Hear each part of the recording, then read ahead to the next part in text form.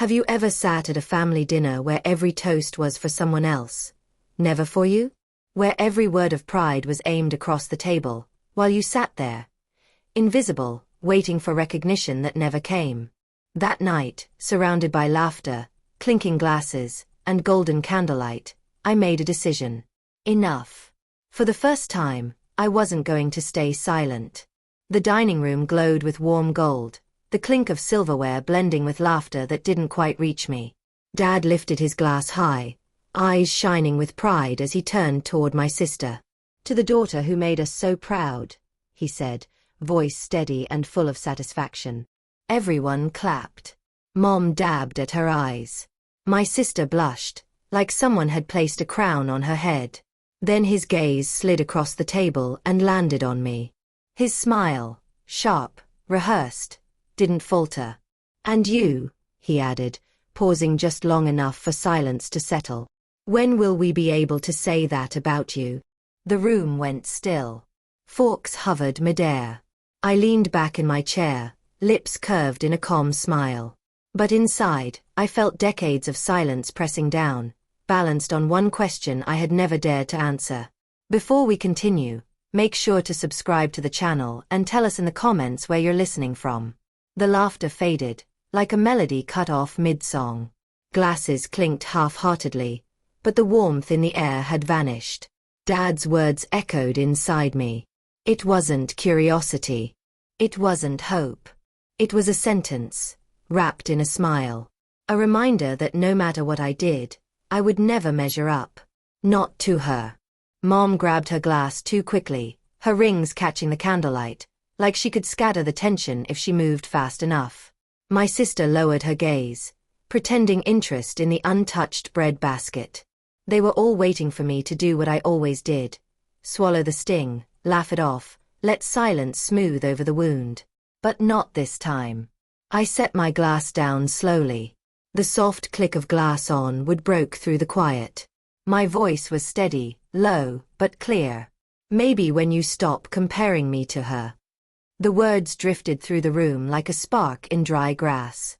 Dad's smile faltered, caught between pride and disbelief.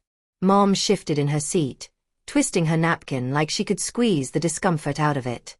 My sister's eyes dropped to her plate, lashes trembling, guilt and surprise tangled together. For a moment, no one moved. The chandelier hummed softly above us, the only sound in a room suddenly too small for all the truths we had buried. They expected me to laugh it off, to wear my role as the quiet shadow. Instead, I handed them a mirror they had spent years avoiding. And behind that silence came a flood of memories I had never invited. My sister's trophies glittering on the mantel, polished proof of her perfection. Mom crying tears of pride at every recital. Me, standing on a debate stage, ribbon in hand, with an empty chair where Dad should have been. I wasn't invisible. I just wasn't the version they wanted. My strength, my work, my quiet victories. None of it fit their script. When Mom's health faltered, I was the one driving her to late-night checkups. When Dad's business slipped, I quietly filled the gaps he never admitted existed. But in this family, silence doesn't count. Sacrifice isn't framed. Strength doesn't get applause. Finally, my sister spoke. "Dad didn't mean it like that," she whispered, a defense meant to patch the wound but only pressed deeper into it. I remembered her laughter years ago, telling her friends, "She's just not the family type." They all laughed. And I said nothing. That night, I realized, it wasn't just my parents. She had helped write this story too. Dad leaned forward. "We just want you to settle down," he said gently. I met his eyes. "Or do you just want another version of her?" The question dropped between us like a stone in still water. The air thickened. For the first time, they weren't in control of the story. "I worked twice as hard just to be noticed half as much," I said. Mom's hand froze, her eyes wide as if hearing me for the first time. "And every time you praised her, you erased me." The truth hung in the air. Heavy, undeniable. My sister's poise cracked, shame glimmering in her eyes. Mom blinked hard, tears spilling she had long denied. Dad clenched his jaw, like he could grind my words into dust. But it was too late. That silence wasn't empty. It was full, swollen with years of being overlooked. I took a breath. You ask when you'll be proud of me, I said calmly. The real question is, when will you stop being ashamed of who I am? The words didn't thunder. They struck, clean and final. My sister's fork slipped against her plate, the scrape echoing. Mom gasped softly. Dad's face drained of color. And for the first time, the silence belonged to me. I let it sit.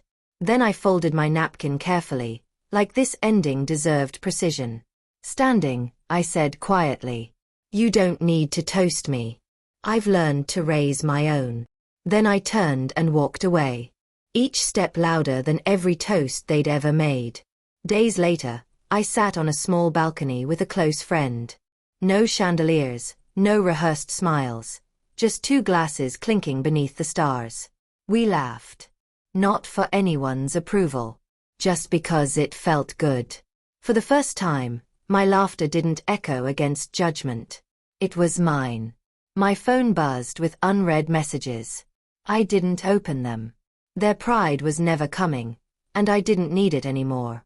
Leaning back, I lifted my glass and smiled at the sky. Family pride was never mine to win. Self-respect always was. If you've ever felt like your worth depends on someone else's applause, remember this. You don't need a toast to prove you're enough.